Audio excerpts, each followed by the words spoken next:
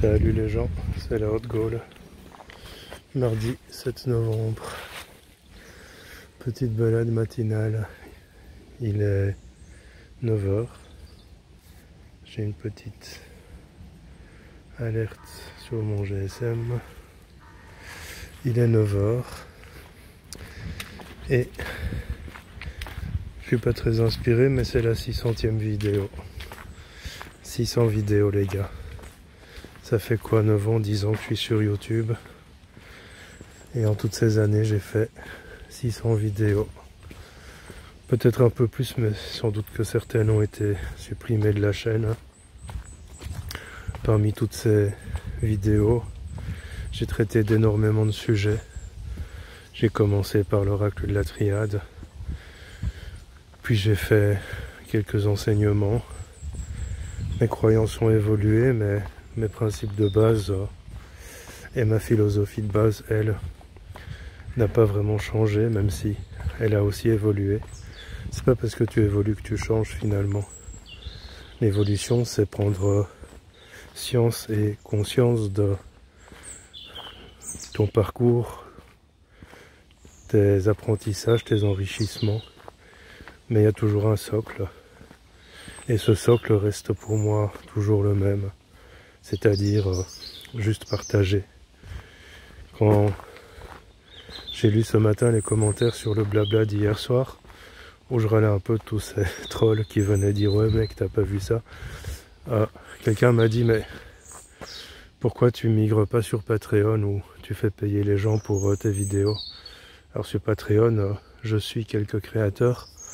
Ça me coûte $1 par mois par créateur, c'est pas la fin du monde en soi. Mais ma philosophie, c'est de pas faire payer pour ce que je partage sur YouTube et sur les réseaux. Parce que je considère que mon argent vient par le travail, et même si certaines personnes peuvent me soutenir financièrement et que quand j'ai besoin de certaines rentrées un peu extraordinaires pour acheter du matériel par exemple, je fais parfois un appel aux dons. Il n'en reste pas moins que c'est pas ma philosophie principale et que je préfère gagner mon argent honnêtement, comme on dit. C'est peut-être une croyance limitante, peut-être pas en tout cas. C'est ma croyance et ma philosophie. Bien que j'en ai déjà parlé, on me demande encore d'expliquer cette matrice dans laquelle on est. Alors si tu veux vraiment la comprendre, je t'invite à voir et à revoir, ou à revoir plutôt, Matrix, le 1. Parce que tout est bien expliqué. La matrice est ce qu'on superpose à ton regard pour que tu ne vois pas la vérité. J'ai un exemple flagrant dont je vais te parler tout de suite. Je t'invite à voir Ready Player One aussi. Et puis d'autres films dont je n'ai pas le titre en tête, mais qui parlent et expliquent pas mal ce processus de surexposition, superposition. Il y a quelques jours, il y a 2 nuits en fait, il y a eu des aurores boréales un peu partout en France, en Belgique, en Roumanie, à d'autres endroits de la planète, même en Finlande apparemment. Et les médias ont voulu d'abord camoufler ça, en Belgique du moins, en disant que c'était à cause d'une serre à tomates dont les stores occultants ne fonctionnaient pas. C'est fou, chaque fois que je fais une vidéo, il y a un avion qui passe. Dont les stores occultants ne fonctionnaient pas et dont les UV qui sont mauves vont illuminer le ciel. Alors ça c'est la première, c'est la version officielle, bien que certains se sont rétractés en disant ensuite qu'il y a eu ça plus des aurores boréales. Et puis une de mes abonnées, Françoise pour ne pas la citer, m'envoie un lien expliquant que HARP du 4 au 7 novembre fait des essais justement sur tout ce qui est aurore. Donc il y a un lien là quelque part de causalité, inévitablement. Ce qu'on superpose à ton regard dans cette réalité, c'est que on veut te faire croire que c'est dû à des serres. Alors je ne doute pas que la serre puisse avoir rencontré des problèmes et que ça a illuminé le ciel dans la région, mais pas jusqu'à... Alors ça se situe à Pec, je sais pas où est Pec, mais c'est en Belgique. Ça va pas illuminer le ciel jusqu'en Finlande, on n'est pas des neuneux quand même. Mais il y a aussi eu pas mal d'OMC ces derniers temps Injection de masse coronale. Puis la résonance Schumann est très perturbée pour l'instant. Donc tout ça fait que ça peut provoquer... Mec, je fais une vidéo, passe pas ta tondeuse maintenant, quoi. C'est pas sa tondeuse, c'est ça. C'est sa autobillette. Putain, il y a du bruit. En général, je pars plus tôt, mais comme je suis en mode feignasse pour l'instant, je pars un peu moins tôt qu'avant. Et c'est ça la matrice, c'est ce qu'on superpose à ton regard pour que tu ne vois pas la vérité. Parmi les superpositions, il y a la religion, il y a l'argent, il y a le travail, il y a la spiritualité New Age, dont j'ai parlé, reparlé, et même si j'en ai été un adepte sans le savoir au départ, puisque je ne savais pas ce que c'était, c'est plus tard que j'en ai pris conscience. Et même si certains préceptes sont bons à prendre, il n'en reste pas moins que cette spiritualité New Age fait partie de la matrice. Il y a donc la religion, il y a les médias, il y a énormément de choses qu'on superpose à ton regard. Et en réalité, ils ne sont même pas obligés de le superposer à ton regard. C'est juste que tu es tellement occupé par ton travail, par tes obligations, par tes activités quotidiennes, que finalement tu t'occupes peu et tu te préoccupes peu de ce qui se passe à côté. C'est ça la matrice. Alors il y a une célèbre phrase de Neo, Lawrence Fishburne, l'acteur dans Matrix, qui explique très bien ça. Va voir Matrix ou va voir les citations de Matrix et tu trouveras cette phrase, pour que je n'ai pas à chercher à m'en souvenir parce que je m'en souviens pas par cœur. Et cette matrice, qu'est-ce qu'elle permet ou qu'est-ce qu'elle empêche? Elle t'empêche en fait de renouer avec ton essence.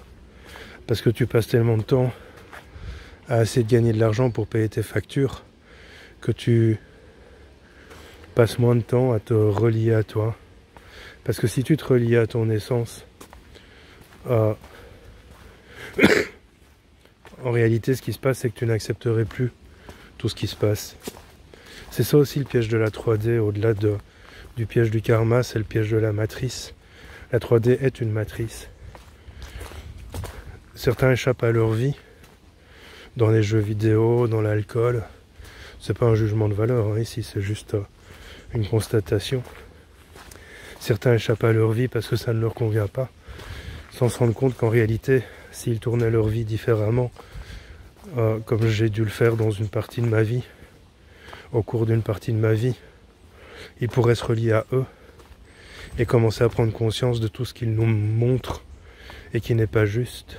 Mais attention, je sais aussi que... Pardon. Je sais aussi que toi qui me suis, tu n'es plus ni manipulé ni conditionné à 100% par cette matrice. Et on l'est tous encore, de toute manière, dans un faux pourcentage peut-être plus faible.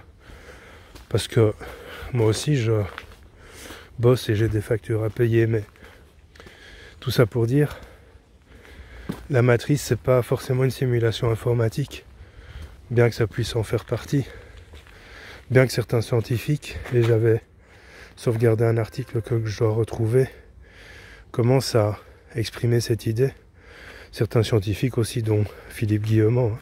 Mais je parle de scientifiques un peu moins controversés, on va dire ça comme ça, un peu plus mainstream, commence à exprimer ça. Je pense savoir où est cet article, je le mettrai dans les commentaires de cette vidéo. Et si tu te relies à toi, qu'est-ce qui se passe? La magie opère et tu commences à prendre conscience de cette matrice dans laquelle tu vis, à resituer tes priorités, à ne plus te laisser manipuler et à ne plus accepter tout ce qu'ils essayent de te faire accepter. Je me suis levé ce matin en repensant à un article que j'avais lu il y a quelques jours, qui à l'époque, je m'étais dit oh putain, enfin à l'époque, c'était il y a quelques jours, mais je m'étais dit oh putain, puis c'était passé. Et ce matin, je me suis renoué à ce souvenir et j'ai été retrouver cet article. Il s'agit d'un brevet qui a été déposé en 2001 et qui concerne, et je l'ai mis sur Facebook, mais apparemment Facebook ne le veut pas parce qu'il n'a pas apparu sur mon mur. Et je remarque aussi que certaines publications, quand je fais un panneau et que je le publie sur Facebook, il est là instantanément. Par contre, il y a certaines publications qui soit n'apparaissent pas sur mon mur, mais que d'autres voient et commentent. Mais quand je cherche sur mon mur, je ne trouve pas. Soit mettent un certain délai avant d'être publié sur mon mur. Et donc, en fait, ils ont déposé un brevet en 2001. Et ce brevet concerne la manipulation du système nerveux par les ondes électromagnétiques au travers des écrans, tels que les écrans de TV, les écrans d'ordinateur, les écrans de GSM, etc. Et ça aussi, c'est la matrice, parce que c'est bien connu que dans les publicités, il y a de l'hypnose pour te faire acheter un produit. C'est bien connu aussi que le langage hypnotique est énormément utilisé par les médias et les politiciens et les publicitaires. Mais tout ça, ce n'est que la face immergée de l'iceberg, finalement. Parce qu'au-delà de ça, il y a beaucoup plus profond. Ce qui te tient le plus enfermé dans cette matrice, c'est le système. C'est-à-dire devoir payer un loyer, devoir te nourrir, devoir payer tes factures, etc. C'est ça qui te tient le plus dans le conditionnement finalement. Et c'est vrai que c'est difficile de sortir de cette matrice parce que ça implique une autonomie totale. Et certains le font et de plus en plus le font. Mais c'est difficile. D'une part parce que, je te prends mon exemple, j'habite... non, je n'habite pas chez mes parents. J'habite chez une propriétaire. Chez cette propriétaire, je ne peux pas faire ce que je veux. Je ne peux pas installer de photovoltaïque par exemple. Je ne peux pas tout mettre à l'eau de pluie parce que non seulement ce serait à fond perdu, parce que si je déménageais, j'aurais perdu tout ce système, toute cette installation et les frais que ça aurait engendré, mais aussi parce que j'ai besoin de son autorisation. Tu vois, donc au niveau de l'autonomie, c'est un peu difficile. Puis même si je vis dans les bois, t'as fait pipi, Shiva. Même si je vis dans les bois, ou presque près. Ça, c'est, tu vois, les bois là, c'est autour de chez moi, tu vois. Ma maison, elle est de l'autre côté là. Donc, je vis plus ou moins dans les bois. Il y a des sangliers pas loin, etc. Il y a de quoi se nourrir, certes. Il n'y a pas beaucoup de champignons cette année. Je faisais la réflexion à quelqu'un qui me disait qu'elle faisait la cueillette. D'ordinaire, en cette saison, il y en a plein. Ici et sur le chemin que je viens de parcourir. Mais là, il n'y en a pas beaucoup pour l'instant. Donc bref, il y a de quoi se nourrir près de chez moi. Mais je n'ai pas le loisir de le faire simplement parce que je ne dépends pas de moi à 100%. Et c'est vrai que pour sortir de cette matrice, seule l'autonomie est possible. Mais il y a une autre solution en réalité. Et le problème de la solution alternative, c'est qu'en réalité, il faut que nous soyons pléthores, nous soyons légion. C'est simplement que les gens arrêtent d'accepter ce système dans lequel ils sont constamment mis en porte-à-faux, d'accepter ce système dans lequel ils sont constamment conditionnés, même sans le savoir, parce que la plupart des gens ne sont pas conscients de ça. Tu vois, quand j'explique par exemple des choses à ma fille de 14 ans, sur l'utilisation de son GSM, je lui explique gentiment que c'est mauvais pour le cerveau, que ça empêche de dormir, que ça empêche une bonne cognition, etc. Elle a déjà un trouble cognitif parce qu'elle a un TDAH, mais... Alors je dis pas ça pour justifier le fait qu'elle soit chiante, elle est chiante, mais en plus elle a un TDAH. Non, parce que beaucoup de parents disent oui, mais mon enfant c'est un HP ou c'est un TDAH. Non, elle a bien été diagnostiquée, mais tout ça pour expliquer que avec son TDAH, l'utilisation des écrans est encore plus nocive. Et malgré ça, elle te vide une batterie qui est chargée à 100% le matin, et le soir elle est chargée à 0%. Et alors elle trouve des excuses débiles, genre mais oui, mais il est resté allumé. Je vais écoute, petite, mon GSM, sa batterie a 2 ans, il reste allumé 3 jours sans que je doive le décharger, le recharger, sauf quand je fais une vidéo et je fais, allez, ma vidéo elle perd 20%, la batterie, pas plus quoi. Enfin bref, tout ça pour te dire, ils sont déjà matrixés ces enfants, et malgré des parents un peu plus conscients, un peu plus éveillés, ils font toujours leur choix de vie, et il faudra qu'ils se rendent compte à un moment ou à un autre que ça ne leur convient pas. Cependant, comme je le disais, il faut être légion pour sortir de ce système et accepter de refuser ou refuser d'accepter, comme tu veux. Au final, ça reviendra au même. Parce que Si tu es seul, il va falloir que tu t'isoles. Par contre, si on est des millions à dire ok, maintenant ça suffit, j'ai pas envie d'acheter ton Nutella à l'huile de palme et j'ai pas envie de croire que tu ne déforestes pas. Alors c'est un grand partisan et un grand adepte de Nutella qui te dit ça, mais qui n'en mange quasi plus pour plusieurs raisons. D'une part, parce que j'estime qu'avec mon poids, mon enracinement est correct, pas besoin d'en rajouter. D'autre part, parce que je mange plus très sucré le matin et la journée. D'autre part encore, parce que ça ne m'attire plus autant qu'avant. Mais voilà, ce que je veux dire, c'est que par exemple sur YouTube, avant les vidéos que je regarde, j'entends des pubs et il y a souvent les pubs Nutella qui justifient qu'ils ne déforestent pas. Ben si, ils déforestent et point. Et même s'ils ont créé du changement, ce n'est pas à 100%. Et tout ça, c'est cette matrice dans laquelle on est, c'est que je vais terminer en expliquant cela. Et là, je ne rentre pas dans des théories foireuses. Je vais juste expliquer quelque chose et je vais clôturer pour t'expliquer cette matrice. Il y a des partisans de la Terre plate, il y a des partisans de la Terre ronde, il y a aussi des partisans de la Terre donut, il y a des partisans de la Terre en forme de 8 ou en d'autres formes, peu importe. Il y a différentes sortes de partisans par rapport à la forme de la planète. Qui peut affirmer qu'elle est ronde ou qu'elle est plate? Personne n'a été le voir. Voilà, personne n'a été le voir.